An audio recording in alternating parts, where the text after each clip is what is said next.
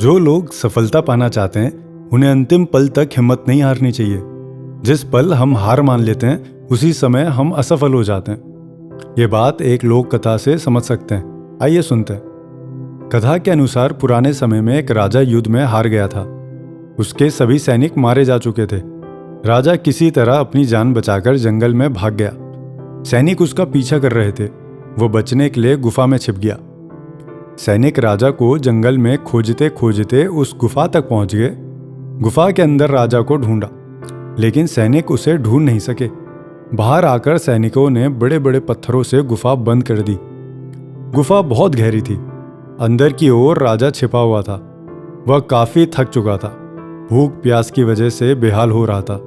उसके शरीर में ताकत भी नहीं बची थी। शत्रु सैनिक गुफा बंद करके वहां से चले गए तो राजा अंदर बैठा बैठा सोच रहा था कि अब तो उसका जीवन खत्म हो गया। वह गुफा से कभी बाहर नहीं निकल पाएगा।